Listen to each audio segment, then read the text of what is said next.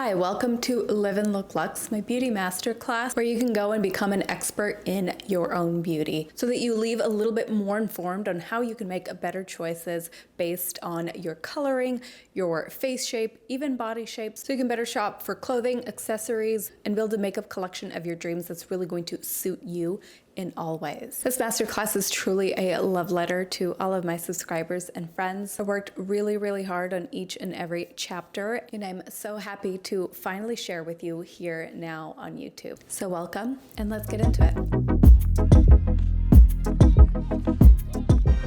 Welcome to Chapter 7, Finding Your Body Shape. Now, I feel like there's a lot of talk about your face shape and all of that, and I feel like there isn't as much information on finding your body type and your body shape. It's crucial to know your body type and shape in order to better dress it. We'll be discussing building your own personal style in the next chapter. And so for this chapter, it's really important you really embrace and learn about your body shape.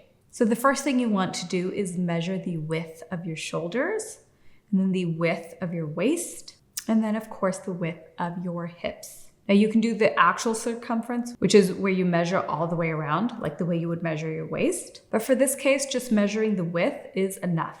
All you're essentially trying to do is find which one is the most prominent. So say if your shoulders are the most prominent, you're a triangle, because that means that both the waist and the hips are smaller than your shoulders. So say for someone who is a classic hourglass, that means where the waist is smaller and both your shoulders and your hips are wider. Then you have the pear shape, and that's where the hips are the widest part, so wider than your waist and wider than your shoulders. Then you have the apple shape, and that is where your waist is the most prominent, so that means you have smaller shoulders and smaller hips. And then the last one, which is rectangle, which is where your shoulders, your waist, and your hips are almost the same in width.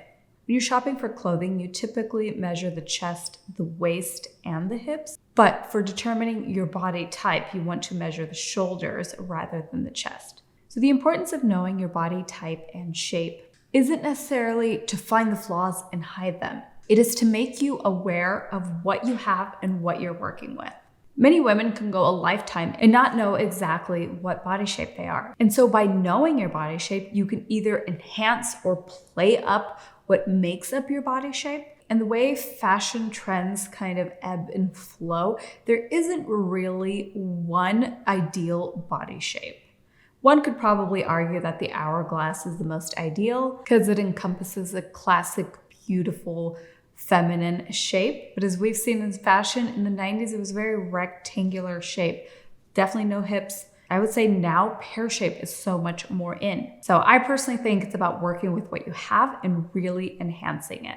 And if there is a certain part of your body that you want to minimize or that you want to attract a less attention to it, then also knowing your body shape will absolutely help you doing that.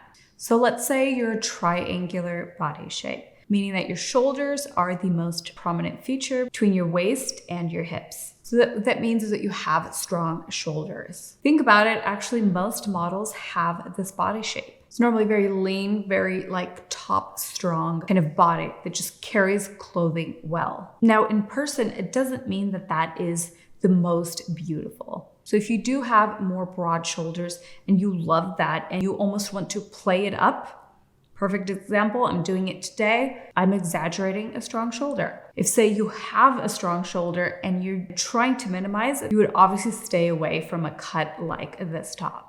A great way to convince yourself that your body shape is not only beautiful, but it's in and that it can be the ideal body shape is to look for a celebrity in that body shape. You can easily find great inspiration for someone with the exact same body shape that you have. I have done this countless times where I see a celebrity that has my same body shape and I see them wearing something that I'm like, wow, that's gorgeous. That would never look good on me. I end up trying it on and it works. The other thing about measuring too helps you get a clear answer. Oftentimes we have a slight distortion of what our reality is. And especially when it comes to our looks. So again, knowing your body shape, knowing your stronger features will help you create a very strong base for when you go shopping for clothing. Your body shape is also very important when it comes to hairstyles. So think of someone with a longer neck. That person will most likely benefit from a longer cut. And as a hairdresser, I've often heard, I'm a bigger girl, I have to have longer hair. And that's not always the case. First of all, you should have whatever length and hairstyle and cut that you love. But if you are trying to get a haircut in terms of your body shape, say you have stronger shoulders, you're not super petite, by having long drapey hair over an area of the body that you're actually trying to minimize, what you're actually doing is adding volume to that area. So when you think of the body and you think of the hair kind of matching the body, you have to think of your body in a three-dimensional kind of state, not just what you see from the front. So someone with a slightly larger build, a shorter haircut where you're adding volume around the head can actually be very balancing, rather than adding volume to areas you don't want to add volume to.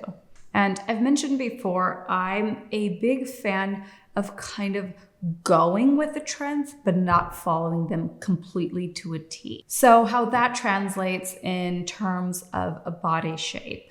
You're always going to be the same body shape that you are. But say you're a pear shape and a couple of years ago, you were trying to minimize your hips. By knowing your body shape, it is much easier to kind of conceal an area and enhance another. So by wearing a top that is kind of has more details at the shoulder would minimize the size of the hips because it's bringing attention and volume to a different area of the body. But now that pear-shaped bodies are in, I'm not saying go get cosmetically enhanced to look that way, but if that is your body type, obviously embrace it. That's what I really want you to understand, how you can kind of manipulate it a little bit with clothing to appear how you want to appear. Another point that I really want to make sure that you understand is body shape has nothing to do with your height and your weight.